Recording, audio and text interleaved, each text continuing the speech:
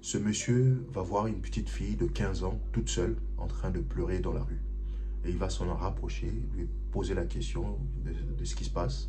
Parce que c'est plutôt étrange, une fille mineure à cet âge-là, aux heures assez tardives, dehors, en train de pleurer.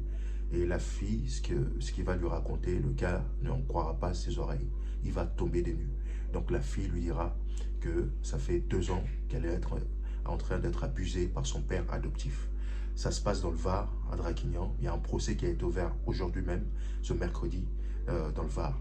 Alors, ce fameux père adoptif en abusait d'elle et en faisait aussi profiter ses amis. Donc, ça veut dire que lors de ces soirées de libertinage, etc., il emmenait sa fille et ses amis ont profité d'elle. Donc, il lui bandait les yeux et tout le monde pouvait profiter de sa fille.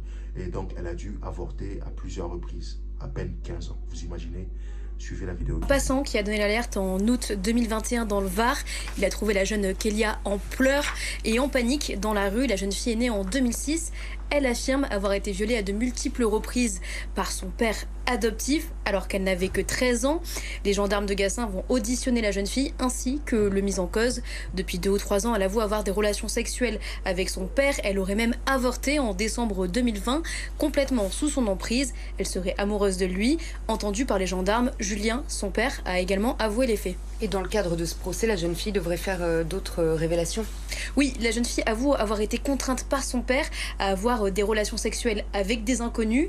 Le mis en cause utilisait un site de libertinage pour organiser des rencontres. Il se présentait comme un jeune couple à la recherche d'aventure. Quand les hommes arrivaient sur place, la jeune fille avait les yeux bandés. Julien, lui, filmait et prenait des photos durant les viols.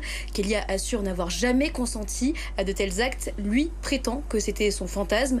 Lors des perquisitions, les gendarmes ont trouvé plusieurs photos et vidéos. Ils décrivent des viols qui montrent la détresse extrême de Kélia, parfois en pleurs, en détresse, tremblante, complètement sous l'emprise de son beau-père. Les faits sont déroulés dans le Var, à Salerne, Cavalère, Cogolin ou encore Grimaud entre 2019 et 2021.